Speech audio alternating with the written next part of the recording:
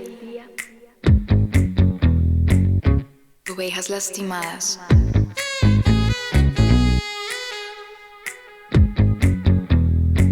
Remanente. Una nación. El Señor reinará sobre ellas desde ahora y para siempre. Dios, gobiernas sobre todo, tu amor transforma todo en mí. Digno eres de mi alabanza, tu espíritu desciende hoy aquí. Admirable, consejero, Dios fuerte, Padre eterno. Admirable, consejero, Dios fuerte, Padre eterno, príncipe de paz.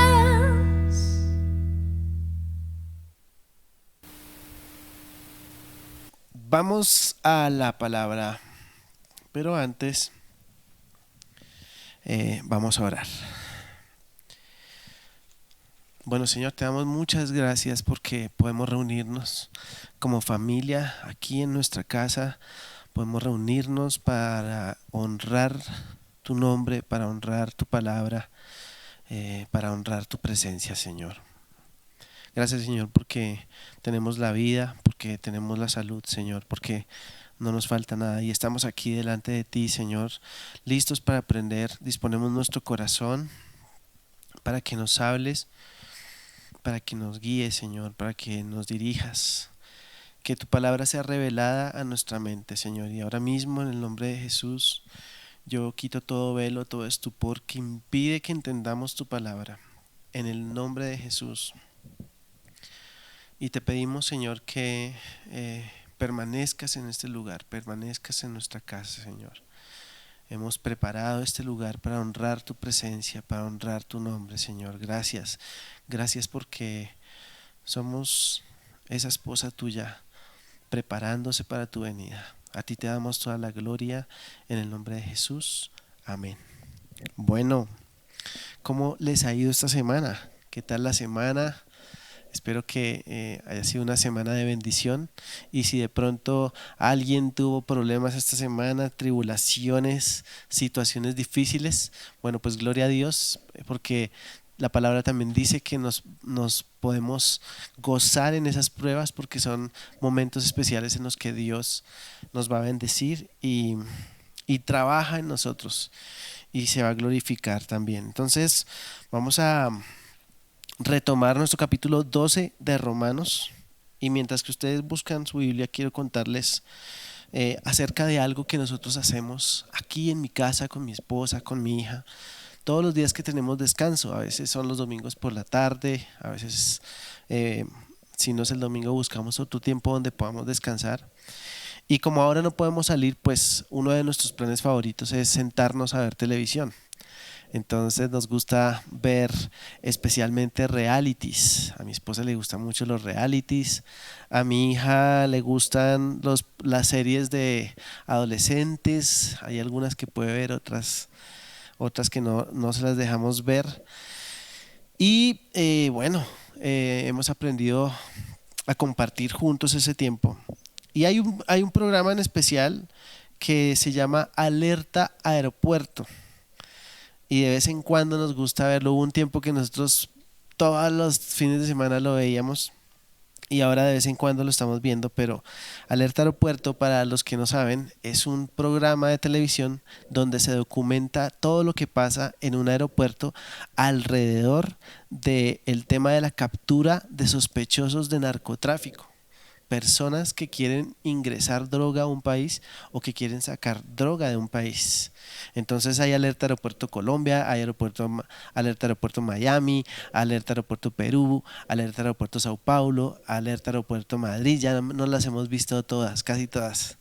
Entonces, quería contarles eso porque en ese documental o ese programa donde muestran cómo hacen todo el proceso, resulta que ellos tienen unos perros antinarcóticos y con esos perros van allá a examinar el equipaje.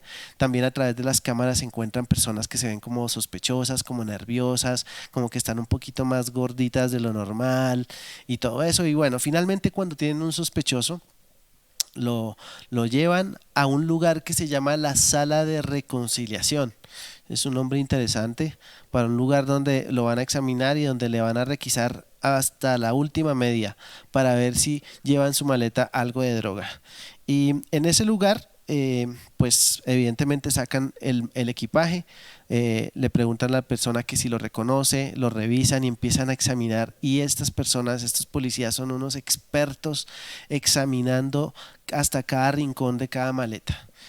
Y cuando encuentran una sustancia polvorienta de color blanco, entonces solo hace falta una prueba, solo hace falta una prueba.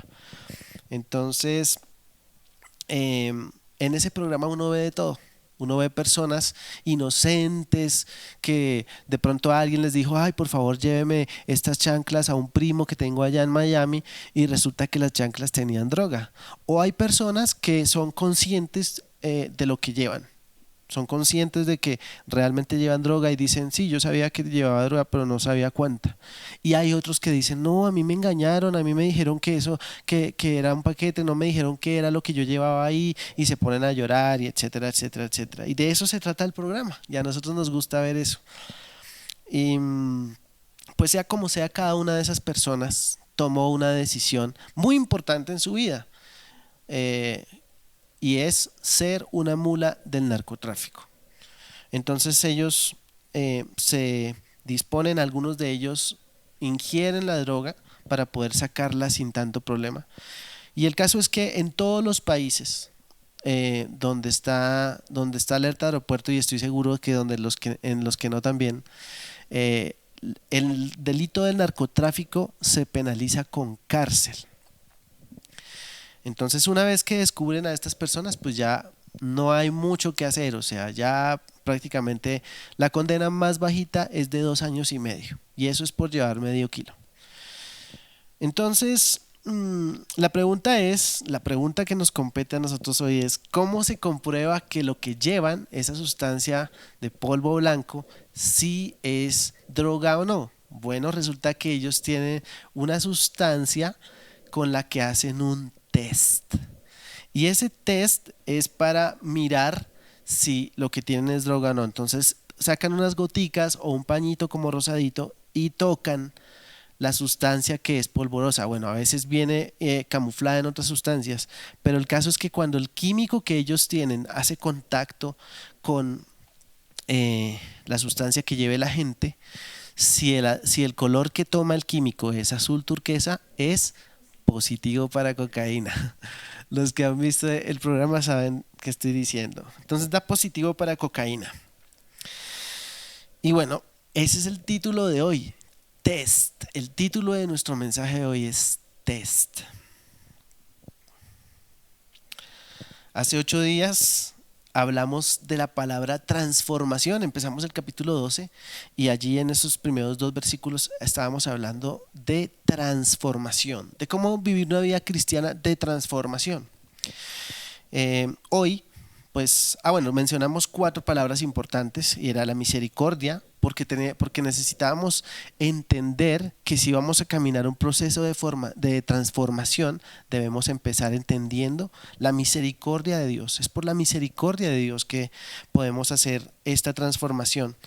Parte de esta transformación es la entrega, ¿cierto? La entrega de nuestra vida, la entrega de nuestro cuerpo, la entrega de nuestra adoración.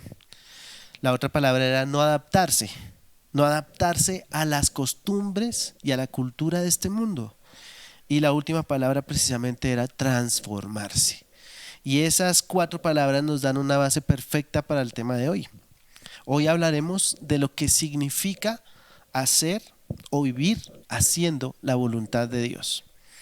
Entonces quiero que miramos ahí en el versículo 2. versículo 2 de Romanos dice: no imiten las conductas ni las costumbres de este mundo, más bien dejen que Dios los transforme en personas nuevas al cambiarles la manera de pensar.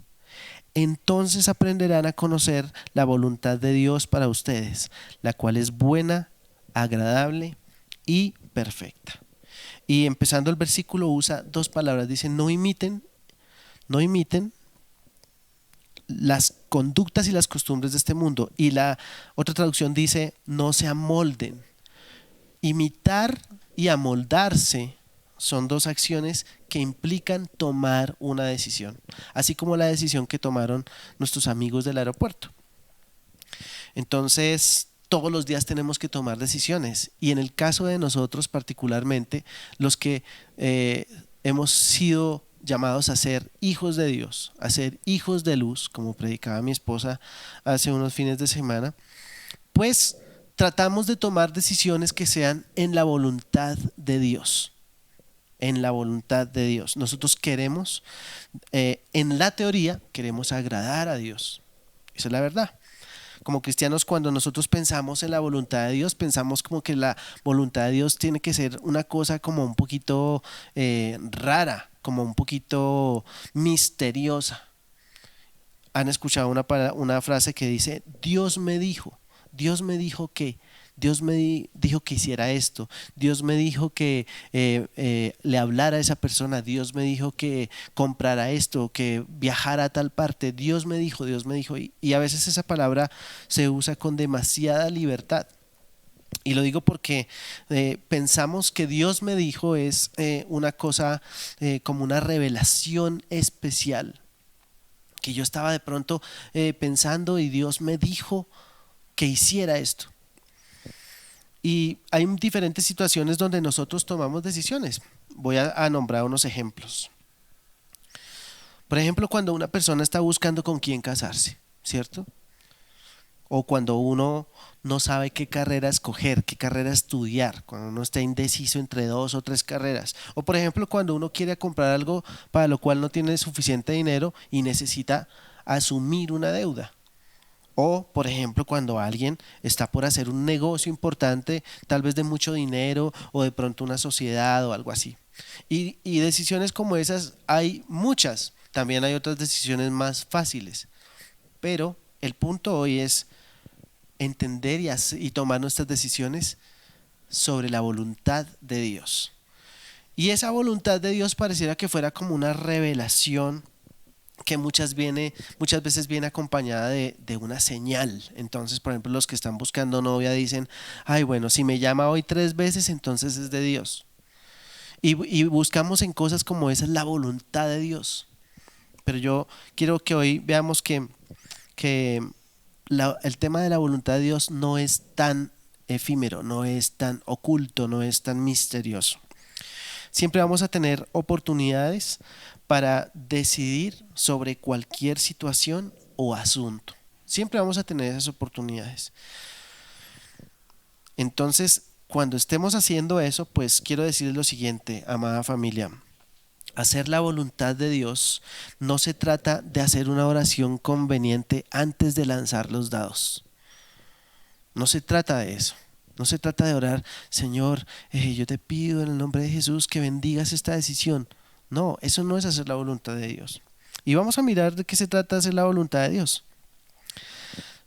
Con respecto a este versículo 2, bueno, he estado estudiando esta semana sobre este pasaje y no podía dejar de hablar de la voluntad de Dios, porque justamente Pablo deja ver en palabras del pastor Stephen Davey, dice, Pablo deja en claro que la voluntad de Dios no es un momento de revelación, se trata de un estilo de vida de renovación, a donde el creyente va siendo transformado en sus patrones de pensamiento por medio de la palabra de Dios. Eso dice el pastor Stephen Davey. La Biblia no habla acerca de descubrir la voluntad de Dios. Ojo con eso, porque no se trata de descubrir la voluntad de Dios. Vamos a adivinar la voluntad de Dios. ¿Cómo será la voluntad de Dios? La Biblia no habla de eso.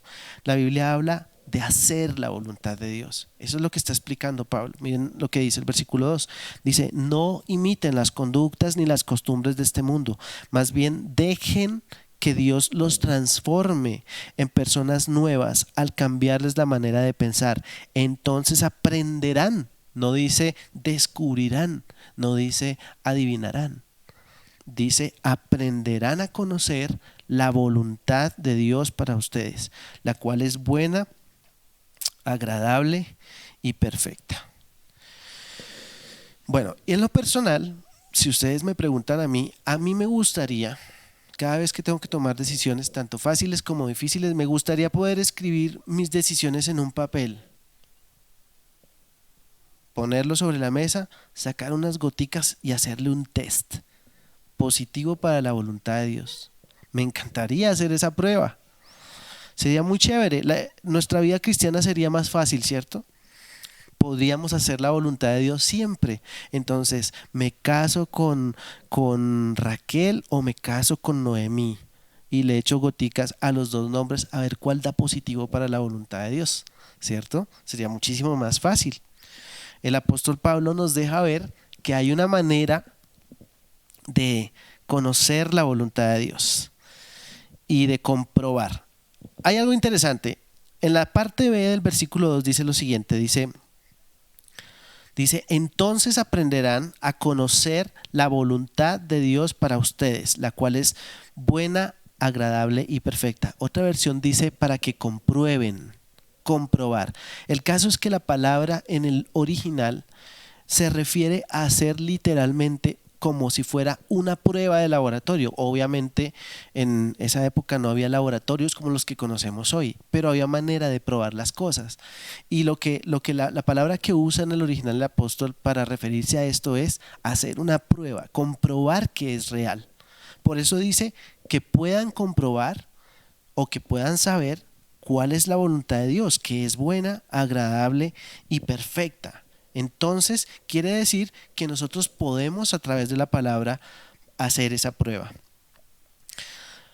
Para concluir esta primera parte, hay temas en la Biblia que verdaderamente son un misterio, como por ejemplo la venida del Señor, o como por ejemplo dónde están Enoc y Elías, por ejemplo, ¿cierto? Esos temas finalmente son un misterio, pero la voluntad de Dios no es un misterio. Y alguien diría, ¿por qué no es un misterio? La respuesta es porque la Biblia está escrita para revelar la voluntad de Dios. Para eso está escrita. Todo lo que hay que hacer es leerla.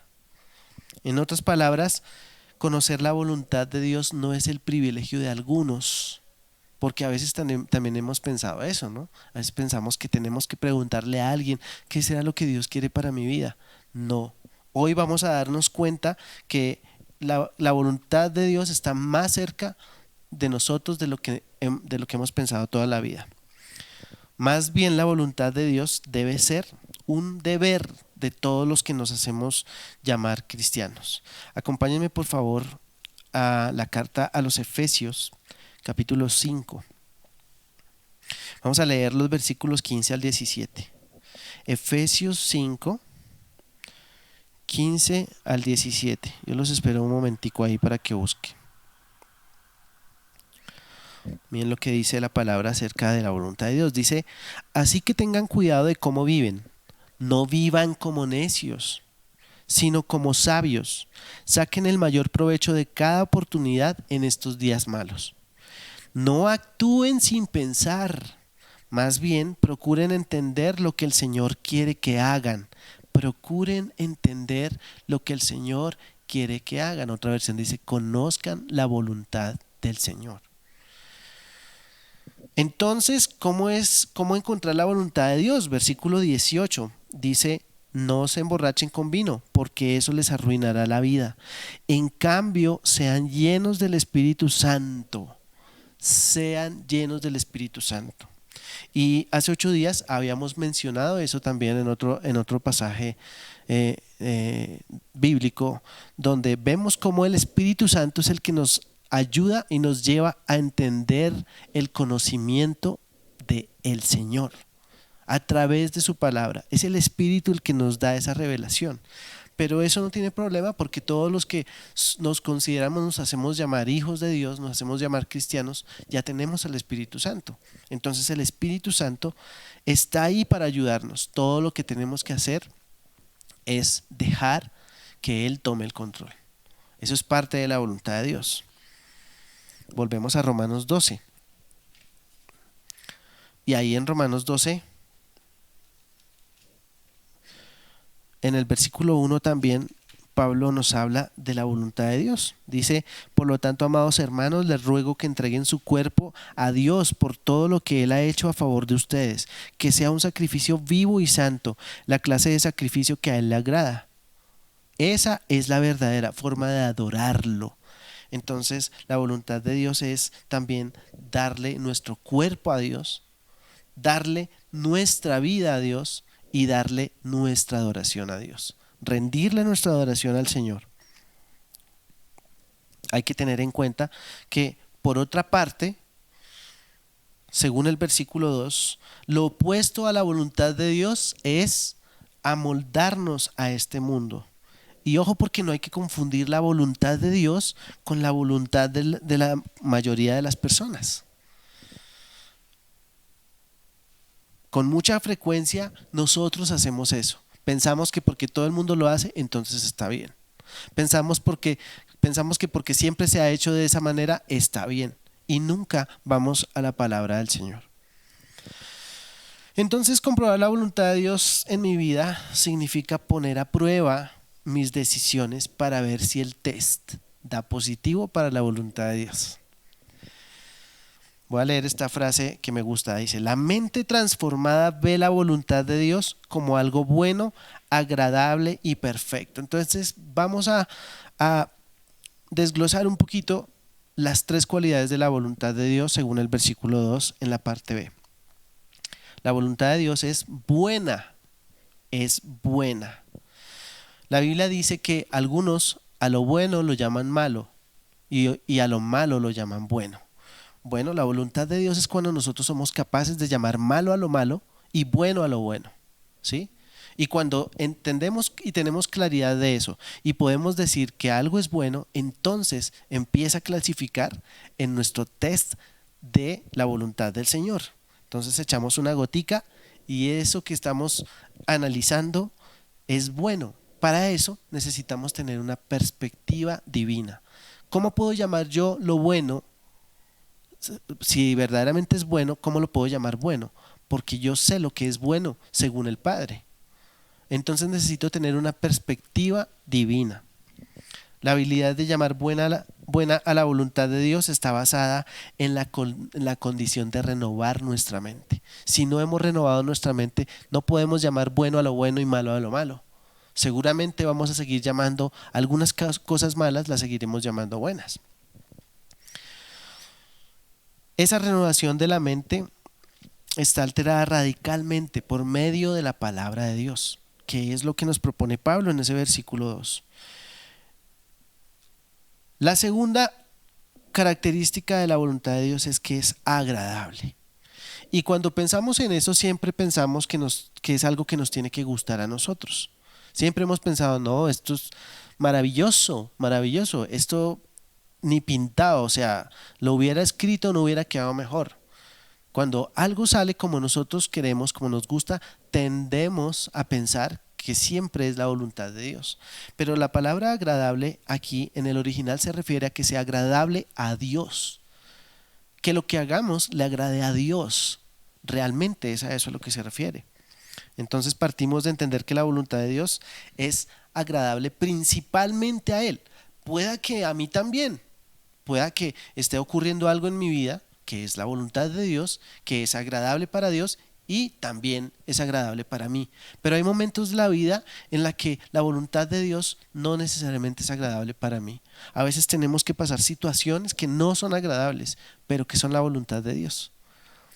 Que Dios las permite porque quiere enseñarnos, porque quiere levantarnos, porque quiere glorificarse, porque quiere que nosotros lo conozcamos. Entonces no siempre es agradable para nosotros, pero siempre es agradable para Dios. Y dicho esto, la voluntad agradable o agradar a Dios haciendo su voluntad debe ser una meta nuestra. Siempre debe ser una meta de nosotros los cristianos. Si algo es agradable para Dios, no es aceptable. Si algo no es agradable para Dios, pues no es aceptable para el creyente. Es así como deberíamos percibirlo. Es así como deberíamos verlo. ¿Por qué razón? Porque el creyente transformado no quiere estar relacionado con nada que no le agrade al Señor. Esa es la verdad. A eso es a lo que se refiere el apóstol en este versículo. Y ya terminando, la voluntad del Señor es perfecta, perfecta.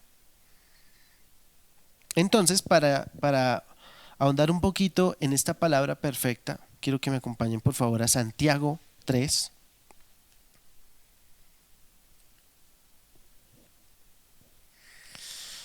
Capítulo 3, versículo 13. Miren lo que dice el apóstol Santiago. Dice lo siguiente: si ustedes son sabios y entienden los caminos de Dios, demuéstrenlo viviendo una vida honesta y haciendo buenas acciones con la humildad que proviene de la sabiduría. Hay instrucciones específicas. Versículo 14. Pero si tienen envidias amargas y ambiciones egoístas en el corazón, no encubran la verdad con jactancias y mentiras. Como quien dice, no vivamos una vida de hipócritas, ¿cierto? Versículo 15. Pues la envidia y el egoísmo no forman parte de la sabiduría que proviene de Dios. Y este versículo es muy importante porque habla de una sabiduría que proviene de Dios. Y como ya hemos visto en el versículo 2 de Romanos, hay una sabiduría que proviene del mundo, a la que nosotros estamos invitados a no amoldarnos. Versículo 16 dice: pues donde hay envidias y ambiciones, voy a devolverme al 15 porque me faltó la mitad. Pues la envidia y el egoísmo no forman parte de la sabiduría que proviene de Dios. Dichas cosas son terrenales, puramente humanas y demoníacas. Pues donde hay envidias y ambiciones egoístas, también habrá desorden y toda clase de maldad. Sin embargo, la sabiduría que proviene del cielo es, ante todo, pura y también ama la paz. Siempre es amable y dispuesta a ceder ante los demás. Está llena de compasión y de buenas acciones. No muestra favoritismo y siempre es sincera. Y dice el versículo 18: y los que procuran la paz sembrarán semillas de paz y recogerán una cosecha de justicia. Ahí en la parte B del versículo 15 dice: dichas cosas son terrenales, puramente humanas y demoníacas. Y yo me atrevo a parafrasear esto diciendo: mientras que la voluntad del Señor es buena, agradable y perfecta, la sabiduría de este mundo es terrenal, humana y demoníaca. Y eso es lo que tenemos que revisar. Entonces, se trata de un tema de sabiduría. Cuando dice la voluntad de Dios es perfecta, quiere decir que la voluntad de Dios nos está llevando por un camino hacia la madurez en Cristo, hasta el día que somos perfeccionados en Él. Por eso usa la palabra perfecta, pero para ese camino necesitamos sabiduría. ¿Cuál sabiduría? La sabiduría del Señor. Como dije antes, a veces nosotros pensamos que la voluntad de Dios en nuestras vidas está ocurriendo porque todo nos está saliendo bien. Pero ojo con lo que les voy a decir ahora. No debemos buscar a Dios para que nos dé respuestas. A veces nosotros nos levantamos pensando en eso. Quisiéramos que Dios nos dejara una cajita con tarjeticas y todas las mañanas nos levantamos y cogemos una tarjetica y la tarjetica dice: hijo mío, hoy quiero que hagas esto, esto, esto y lo otro. Pero así no funciona. No es la manera, porque entonces nosotros nunca maduraríamos. Siempre estaríamos esperando que alguien nos diga qué hacer. Y eso pasa lamentablemente hoy en día con muchos de nosotros. Estamos esperando que alguien nos diga qué hacer, que alguien nos diga que busquemos la palabra de Dios, que alguien nos diga dónde leer, que alguien nos diga cómo vivir la vida cristiana. Entonces no debemos buscar a Dios para pedirle respuestas sobre nuestros asuntos, debemos buscar a Dios para pedirle sabiduría. Santiago también dice, el que no tiene sabiduría, pídala a Dios que Él la va a dar abundantemente. Entonces esa es nuestra tarea, pedir la sabiduría. Y llegó la hora del test. En el versículo 3 de Romanos, volvamos a Romanos 12, versículo 3, dice, bueno, aquí dice Pablo, basado en el privilegio y la autoridad que Dios me ha dado, le advierto a cada uno de ustedes lo siguiente, 2 puntos. Ninguno se crea mejor de lo que realmente es. Sean realistas al evaluarse a ustedes mismos. Yo lo voy a parafrasear diciendo, sean realistas al hacerse el test. Háganse un test ya. Háganlo según la medida de fe que Dios les haya dado. Y según la medida de fe que Dios les haya dado. Y el apóstol se refiere aquí a que cada uno de nosotros es una persona individual delante del Señor. Nuestra vida, nuestras decisiones, nuestra relación con Él solo es entre Él y yo. Así como yo necesito la sabiduría para tomar las decisiones y lo busco a Él para ello, así todas las personas, todos los hijos de Dios, todos tenemos que hacer lo mismo. O eso es lo que nos está enseñando el apóstol Pablo. Y este versículo número 3 me habla a mí de hacer un test. Sean realistas al evaluarse. Eso quiere decir que parte de nuestra vida cristiana debe ser para evaluarnos. Necesitamos evaluarnos. Cuando estaba estudiando sobre este tema, escuché un testimonio de alguien que había entendido esto muy bien, pero como su práctica personal, decidió poner una alarma en su celular cada media hora. Y el título de la alarma era ¿Estoy haciendo la voluntad de Dios? Y cuando yo escuché ese testimonio me pareció como, uy, no, eso sí es otro nivel. Mi esposa se pone brava porque yo pongo ciertas alarmas por ahí y a veces tienen la costumbre de sonar en el momento menos indicado. Ustedes no saben, pero a veces haciendo esta reunión me ha sonado una alarma y nos ha tocado empezar todo de nuevo. Entonces yo pensé, no, una alarma cada media hora para ver si estoy haciendo la voluntad de Dios me pareció exagerado. Pero después me quedé pensando en eso. Y pude discernir lo que perseguía a esta persona de la cual yo escuché ese testimonio. Tal vez entendió tan claramente esto que dijo, yo no solo necesito examinarme, sino que necesito examinarme cada media hora. Y ser realista, como dice esta versión. Examinarme y mirar qué es lo que estoy decidiendo en mi vida, qué es lo que estoy haciendo. No sé si a ustedes les pasa, pero a mí me pasa a veces que me levanto tarde y no tengo mi tiempo de devocional, no tengo mi tiempo para escuchar la voz de Dios y se me va pasando el día y por allá en un rato ya yo digo, no, tengo que orar aunque sea 5 minutos y voy y oro, pero no encuentro la respuesta. Y cuando eso pasa, pues tenemos que examinarnos. Y entonces yo hice un pequeño test que quiero leerles.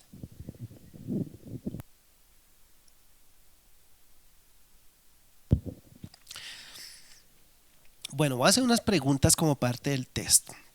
Un test es una palabra que significa prueba. Vamos a hacer una prueba, así como la de los aeropuertos para saber si hay cocaína en el equipaje. Entonces yo voy a hacer unas preguntas que nos van a servir como esas góticas que se echan en la prueba. ¿Me considero mejor que los demás? Es una pregunta que voy a dejar ahí para la prueba. ¿Estoy dispuesto a ser verdaderamente transformado? ¿Mi vida gira en torno a la voluntad de Dios? ¿Realmente es una situación real para mí? ¿Verdaderamente he aprendido a llamar malo a lo malo?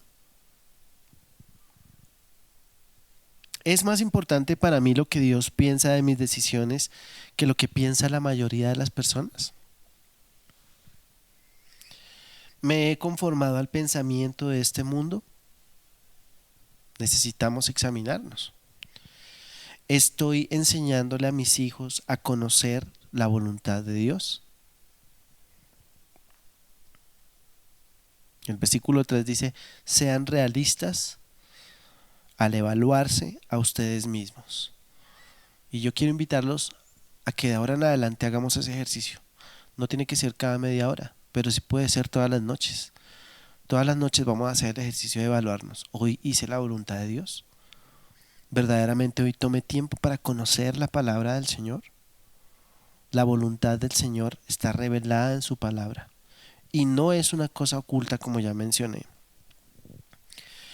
Cuando nosotros estudiamos consistentemente la palabra de Dios, empezamos a conocer la manera de pensar de Dios.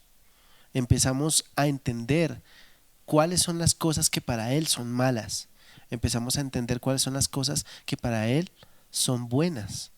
Y de esa manera empezamos a caminar ese camino de madurez. Empezamos a crecer y a madurar hasta el día en que seamos perfeccionados en Cristo. Entonces yo quiero invitarlos a que cerremos nuestros ojos y tomemos un tiempo con Dios y hagamos un examen. Pensemos en las preguntas que acabé de hacer, pero yo estoy seguro que tú mismo tienes preguntas. Hay algo que estás decidiendo hoy. Hay una decisión que tienes que tomar esta semana. Hay cosas que vas a hacer esta semana, situaciones a las que te vas a enfrentar, en las que tendrás que decidir si hacer o no la voluntad de Dios. Y yo quiero invitarte a que cierres tus ojos y que aprovechemos este espacio y este momento para traer delante del Señor cada situación, cada decisión.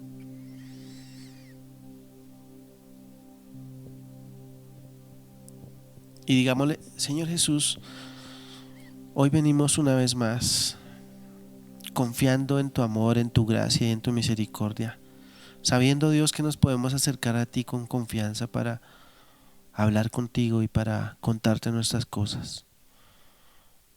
Padre Santo, yo te pido en el nombre de Jesús que escuches mi oración. Hoy vengo delante de ti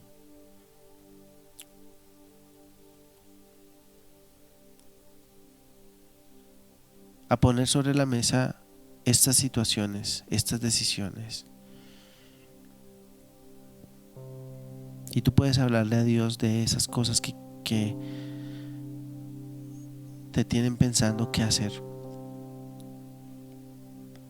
Tal vez algunas parezcan buenas, pero precisamente estamos delante del Señor para preguntar. Oh Señor, venimos delante de ti para pedirte que nos dejes entender esa voluntad tuya que es buena, agradable y perfecta. Venimos a pedirte que en tu amor, Señor, nos perdones por tantas veces que hemos caminado en dirección contraria, Señor, solo por no atender a tu mandamiento, solo por no atender a tu palabra, solo por ni siquiera conocerla, Dios. Hoy venimos delante de ti, Señor, a pedirte que de hoy en adelante tú reveles esa voluntad a nuestras vidas. Gracias, Señor, porque todos tenemos el mismo acceso a tu palabra. Todos podemos encontrar la sabiduría en ella. Gracias, Dios, porque has dejado mucha sabiduría en este libro. Gracias, Dios, porque a través de este libro tú nos enseñas y nos llevas por el camino de la perfección. Gracias, Señor, porque hoy nos enseñas a examinarnos y te pedimos que tú mismo nos examines también, Señor. Si hay algo que en este mismo momento necesitamos ver y no lo vemos, déjanoslo ver. Espíritu Santo, yo te pido que tú reveles Que tú quites todo estupor, que tú quites toda venda, que tú quites toda ceguera espiritual que nos impide ver que de pronto estamos llamando bueno a lo malo y malo a lo bueno. Que de pronto seguimos conformes a la mentalidad de este mundo. Déjanos ver que quizá es probable que todavía estemos metidos en el molde de este mundo, Señor.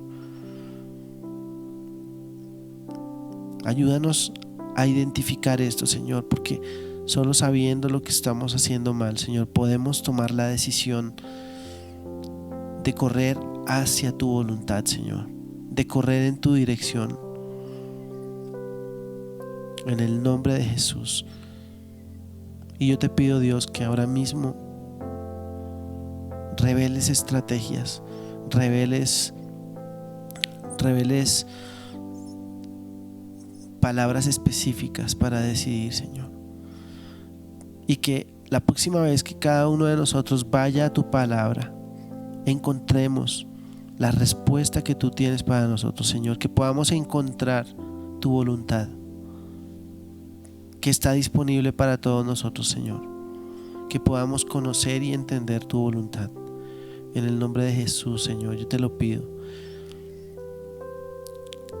Y yo te pido, Señor, por nuestros hijos.